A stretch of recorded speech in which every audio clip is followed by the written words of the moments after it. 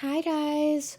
Welcome back to the Law of the Empire podcast. I'm your host, Reina, and today we have a special guest joining us.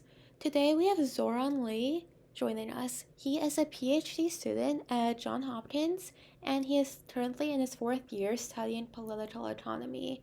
He is super smart and super well educated, and today he shares with us a bit about China's government system, the way they implement policies, and their policy enforcement success rate. I know I definitely learned a lot from him, and I know you will all enjoy this episode and learn so much helpful, useful, intriguing information. So, without further ado, here's Zoran. Hi, so could you share a bit about yourself, the research you're doing right now, and what your work is? Sure. So my name is Zhuoran Li. I'm usually referred by Z. And then my research has mostly been focused on domestic politics of China, in particularly the local politics of China. So my current topic is on the local government. How do they implement policies from the central government while they're implementing the policy? What kind of tension are there between the central and the local government, and what kind of decisions they have to make while they're implementing policies? Okay. So could you maybe explain a bit about how a government implements its policies?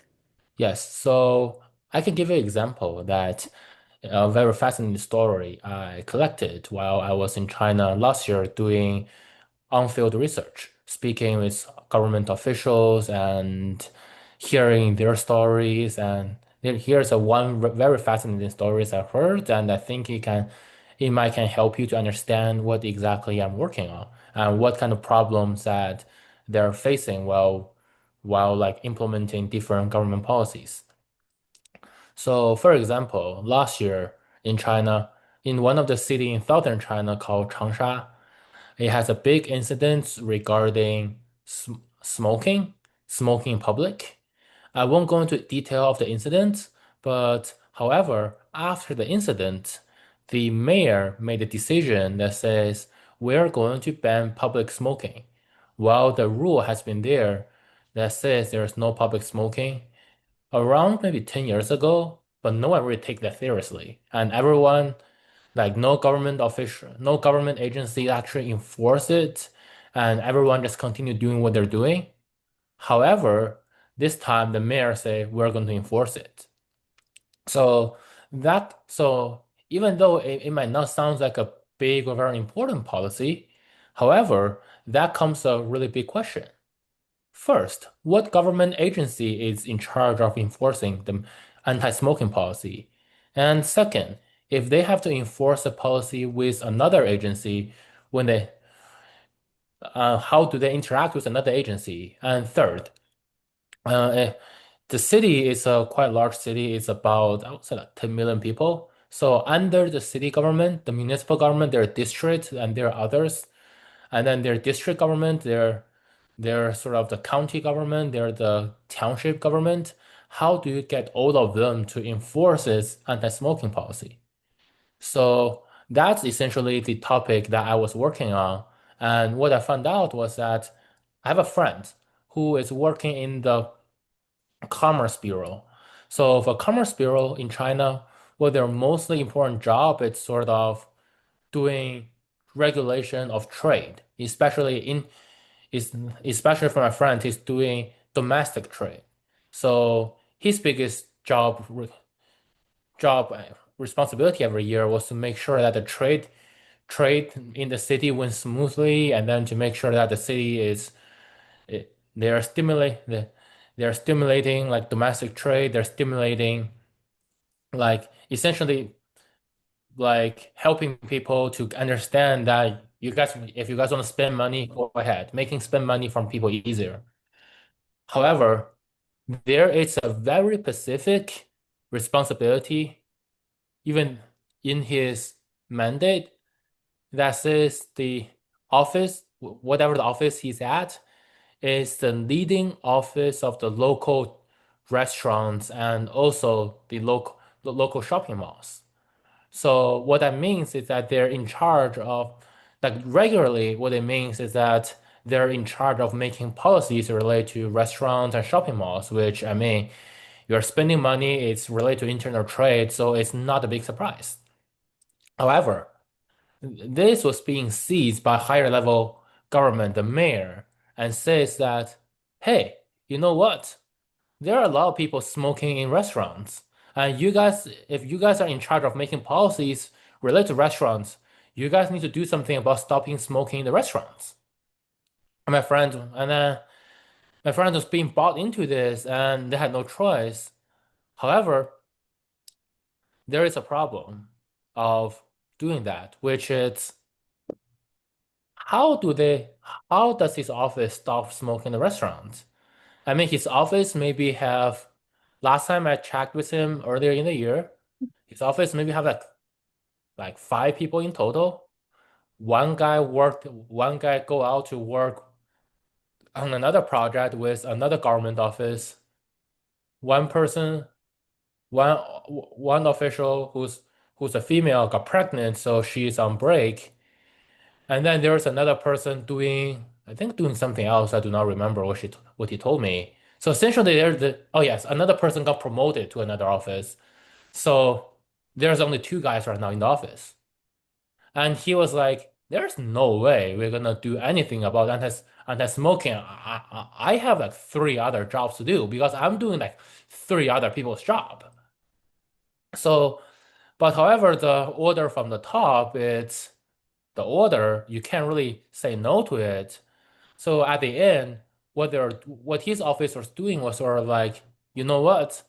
I'm gonna spend maybe a week or so visiting as much restaurants in the city as possible, even though my job is to do inspections on whether there are people to smoke or not.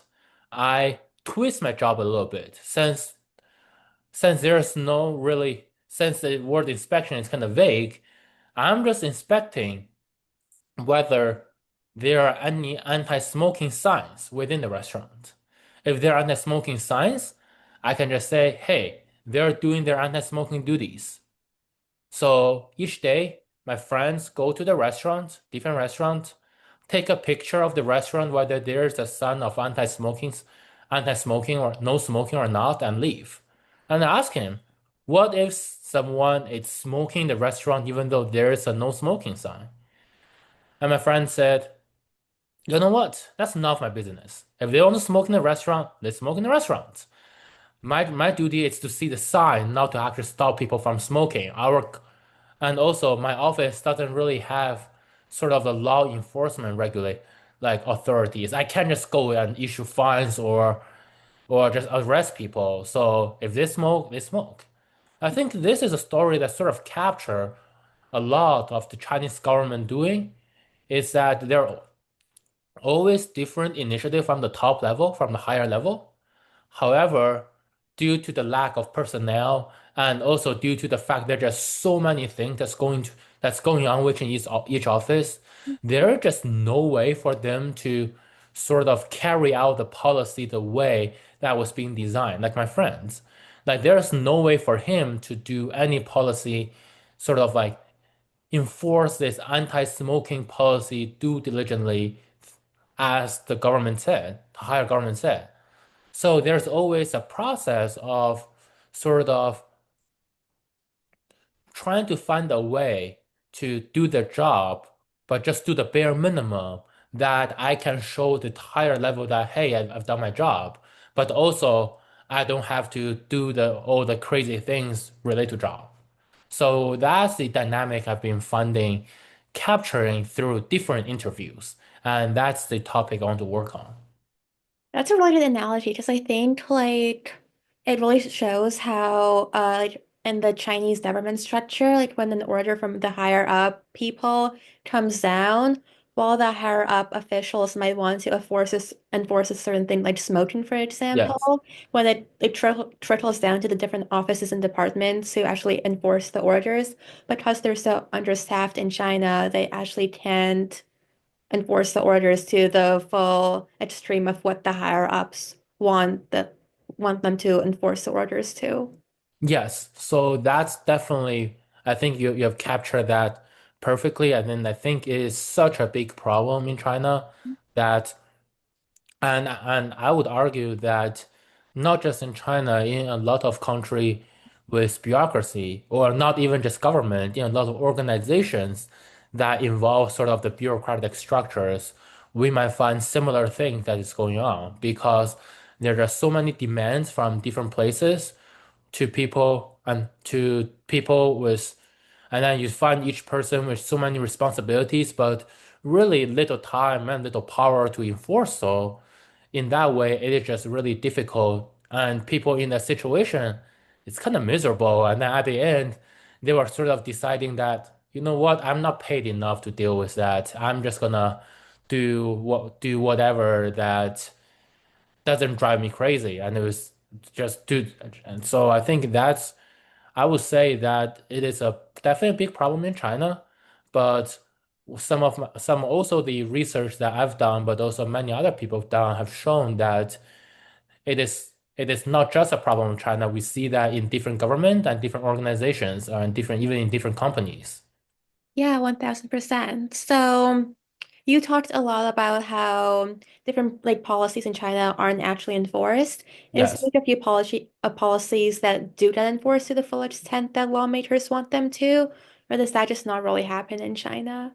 I think for policies enforcement to 100 close 100%, I think what we can find, one example was zero COVID when China was locking down cities when COVID-19 was still a thing a couple years ago. Mhm, So that really is a contrast of how much Chinese government can do if it were really determined to do something. And then there were similar examples if we went back in decades when China was enforcing one-child policy. That's another example that shows that when the government are determined to do something, I think there are times that they can do it. mhm, However, I think I would say there are two caveats for both the zero COVID lockdown city case and also the one-child policy case. mhm, The first thing is that for these two examples, what we're seeing is the government. One thing that I've mentioned about the anti-smoking incident is that the government at the time has to focus on so many different things. Like for my friend, they have to do, well, he anti-smoking is maybe one out of maybe a couple, like a dozen things he has to do. At the time he was talking about, they have to host different events. There was a there was like a Forbes event that's gonna be in the city, and he must he's responsible for like organizing it. mhm, There are like other things going on in the cities, and as I mentioned, like people in the office are working on different things. However, when for zero COVID policy or beforehand the one child policy, it can be argued that the government at the time was only focusing on this one thing. So this singular focus allow governments to put 100% of the attention and also resource into this policy, which means that it is more likely to enforce to a greater extent. However, on the flip side of the coin, what we're seeing at that time, for example, for zero COVID policy, was that other legit concerns and other legit policies are pretty much being ignored. mhm, Like at the time when the city was locking down, no one really cares about trade. No one really cares about economic growth. And other functions of the city already pretty much came to a halt. By stopping other legitimate functions, it was able to bring this narrow focus on this one policy issue. However, that was sort of the special case that need justification, like because COVID-19 was such a big deal, that sort of gave this justification for that. And and it's very hard to find this kind of justification for non-zero COVID policies, like an on everyday daily policies. And even when you had this justification, we could see that by end of the COVID-19, people in China was already very angry about the policy. And one of the reasons they were angry is the fact that the government was telling people that we are going to focus on this one thing and we are going to ignore all of your other concerns. And at the beginning, the people were like, sure, COVID-19 seems like a very big deal and people are dying. And sure, if we're just, I mean, if you're going to ignore other concerns, we consider that as a fair price to pay. However, when COVID went on for 3 years and people were like, yes, COVID was still a big thing, but come on, I cannot just like not going out for 3 years. I cannot just like, I have other legitimate concerns. Like, I have putting out for 3 years. How long I have to put it out? Mhm. So that's when people start getting angry, and that's why you saw protests at the end. So I would say that's one thing that sort of the caveat of this single mind, single focused like policy implementation. And another thing about this policy implementation, another problem of this single focused policy implementation was sort of that while you're implementing this one policy, you have to give order to people, to the officials who are enforcing it. And the orders are rather simple. Like if it's zero COVID, it's sort of like the COVID, the COVID-19, like there should be no COVID case within your area for like a week or so. Mhm. If it's a one child policy, it's sort of like the child birth rate of the city or this area must be below whatever number. Mhm. And many times it leave people, the officials, telling them to essentially do whatever like you guys have to do in order to get to this policy goal.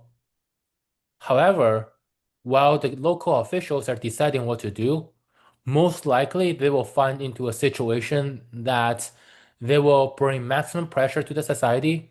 They are going to enforce a rule in a blunt way that it just become tragic.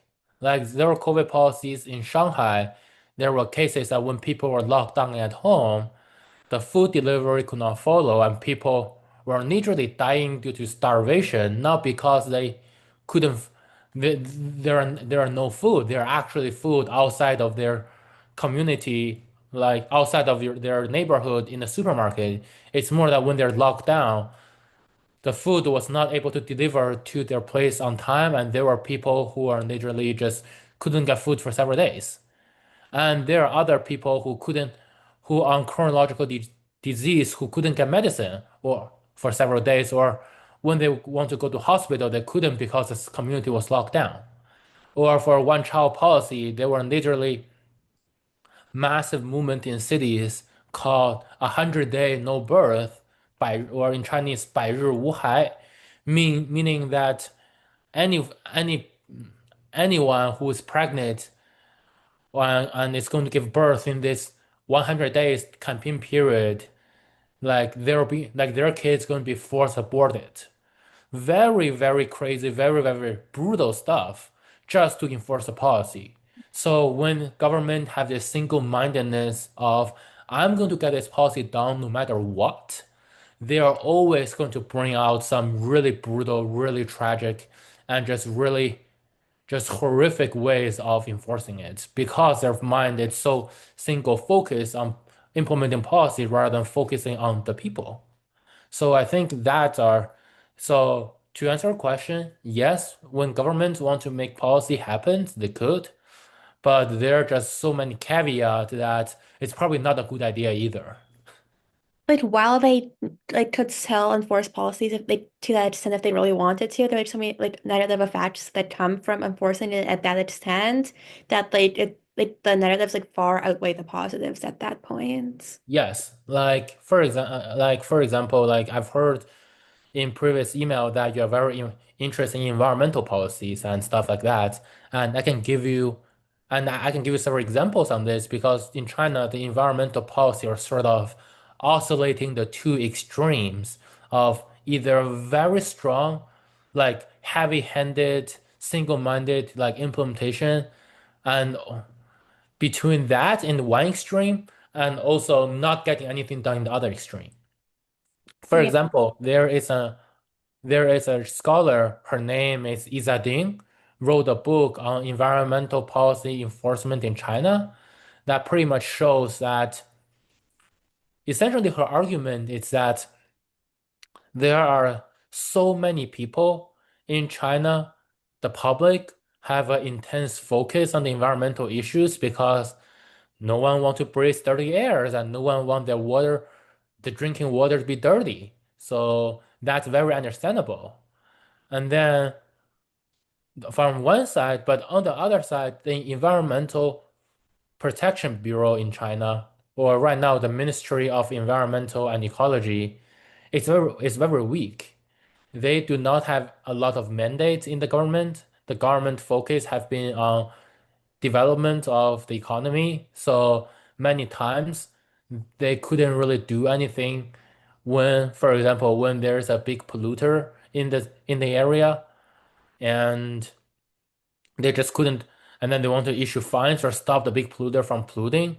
However, the big polluter sometimes is either a big tax-paying company of the local government or they can be a state-owned enterprise.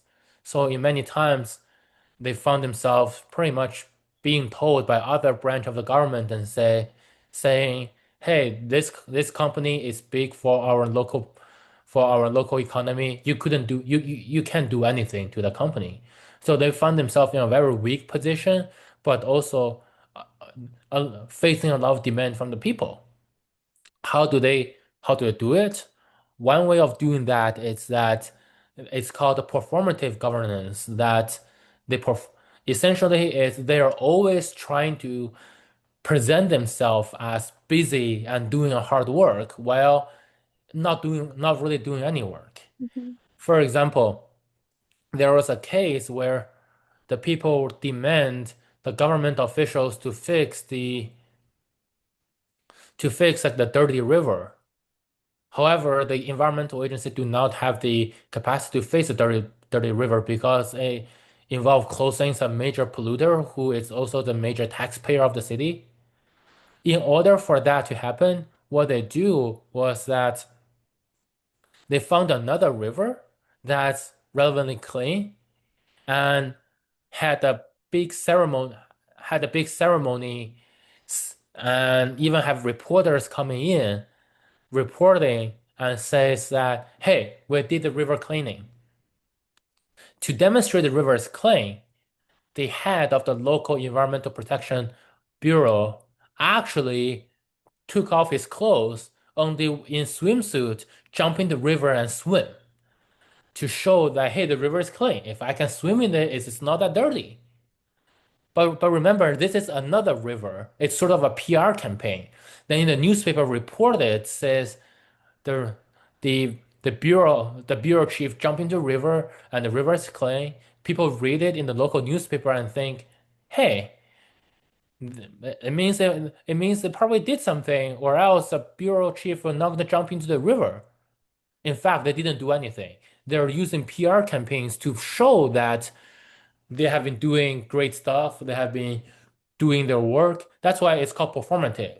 It is not doing good work, but performing, acting as they're doing good work. At one side is this. On the other side, when the higher level government really decided that we're like we just cannot have pollution anymore.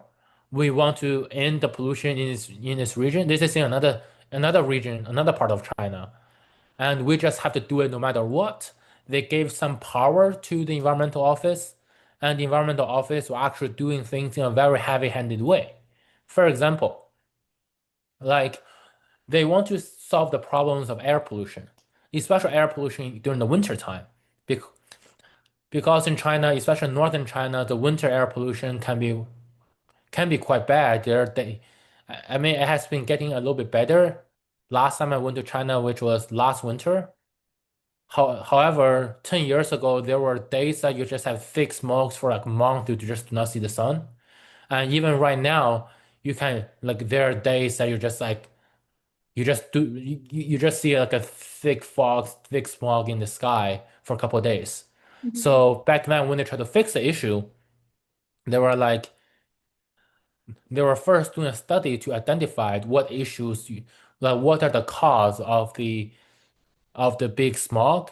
And one of the reason they isolate was that a lot of the people in the rural area they do not have the access to the sort of the modern heating. For example, we have in we have like for example either it's heating through natural gas, which are less pollution, or just sort of a central heating system in the cities. Mhm. What they do is sort of like they're still burning coals or sometimes even wood. And by burning coals or wood, they emit smokes, and then those smokes are being identified as one of the major reasons of sort of the air pollution. So at the time, they were like, "Hey, if we could just sort of stop people from like burning coals or woods during the winter time, and if we introduce something like electric heating into into their house, they don't need to burn coals anymore. They can have the new modern electric heating. There will be no smoke. There will be no like coal smoke that's going to air. Maybe the air pollution can maybe there the air pollution can reduce. That sounds like a great idea, right? Except when they were doing that, they went to every village, go into every household and take their coal away without really like installing a heating system into their house. And for many people who installing heating system, they found big problems because the grid is actually very old in their house, or sometimes the electricity is just that like the grid system, the grid is not that good.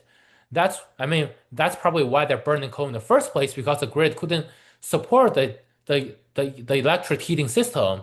So so that couldn't work in their house. So essentially, the government policy left a bunch of people pretty much in the freezing winter without any heating system. So and then the winter in China can be brutal. I'm not sure where you live, but I live in Washington D.C. So for example, in the D.C. area, you are seeing the winter sort of in the sometimes it can go as cold as sort of like in the 20 degrees Fahrenheit and like that cold. In many places in China, it's sort of like that or even colder. So you're just leaving a lot of people freezing at night for this environmental policy that, and then also for a lot of places, rural China, so a lot of older people, a lot of older people live there.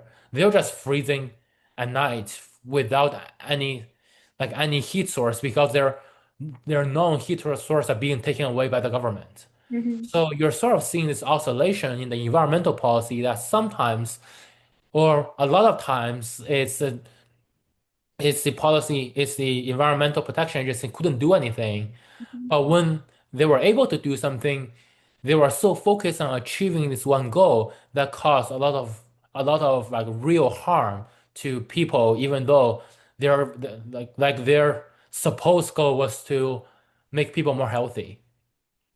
Like instead of like going inside and like really like understanding like how their solution would affect the people who like couldn't go without heat, they just kind of like did like the surface level solution of just like removing all like the coal and clothing burning instead of like really going in and like seeing how this proposed solution would affect everyone who actually like relied on that burning to keep them warm at night in the winters. Yes, I think you put it perfectly.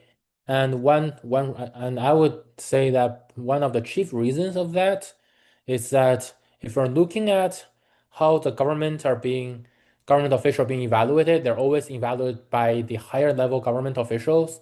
So so at the end, it's sort of like they consider their primary role is to enforce whatever the higher level government official is saying in many times.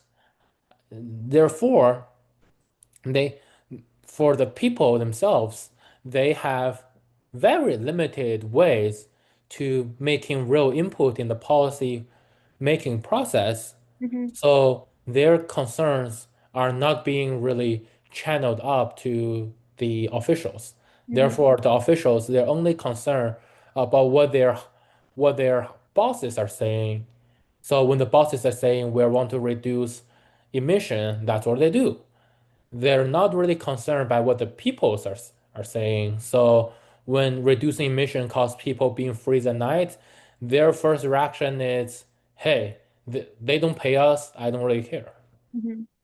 Yeah, totally. I think that really helped me understand just how the Chinese government operates and how they sometimes while they might try to solve an issue, they don't attack it the correct way to ensure a long-term healthy solution for everyone involved. Yes, Hmm. And I think I read somewhere that in China, a lot of the government officials are being incentivized by the higher ups yes, to if they have this quota met or something, then they'll get a promotion. So do you yes, think that's the case? yes. Okay. For a long time, I think that is the case that because they're being evaluated by higher ups. Mhm. So if they're doing good, they are incentivized to get promotion. Even though I would argue that right now, get the chance of getting promotion is becoming smaller and smaller. And uh, I mean, that's just because that the competition has been bigger and bigger. And one of the reasons for that is there are just way too much people trying to get into the government. When you have way too much people trying to get into a government, you just have so many competitions. And that becomes a problem. And this was especially a problem at the most local, most lower ups. And also that beforehand, when people could not get promoted, many times they got like bonuses, cash bonuses for implementing policies. They do not have it anymore. So that becomes another challenge for local government in China, which is if people are not really motivated by promotion because the chance of promotion is so low, but if the people are also not getting motivated by receiving money for implementing government policies, then how do you really motivate those people? Why do when you tell them to do stuff, why do they do that? And this is actually a big problem in China that they are still trying to find new ways to motivate people. And from my interviews, I just do not think they are finding the correct way. Okay, yeah, great. So I think my last question for Yes. you is do you have any books or podcasts or things people can read if they're interested about Chinese government policies? Um, for a podcast, what I recommend is a podcast by CSIS Mhm. called Pekingology. If I can spell it out in the comment for you. Okay, yeah, thank you. Pekingology. Yes, and then it is right now the podcast is on hiatus because the person who previously ran this podcast like moved to another job, so they got a new host and they're going to start again. But the podcast has been on for I would say 5 years, and the episodes and the old episodes are all very good Okay. because and then it's just people and then the host brought in different scholars to come in to discuss their works to talk about some of the most pressing issues about China. So I feel like for many people who are interested in especially seeing how Chinese government function and for local government and stuff like that, I would say that this podcast really break that down for a lot of people. That sounds so fascinating. Thank you so much for all your help and for coming Thank on the you. podcast today. I'm sure it was so helpful for a lot of people. Thank you. I would like to give one big final thanks to Zoran for coming onto the podcast today. I know I learned so much information that I will definitely use in the way I view the world and different countries and the way they implement policies. So, if you guys like this episode, please don't forget to subscribe and follow the podcast, as well as search us up on Instagram at Law of the Empire. We post new episodes every other Wednesday, so please tune in next time. I hope you all have such a great day, and I'll see you guys next time. Bye!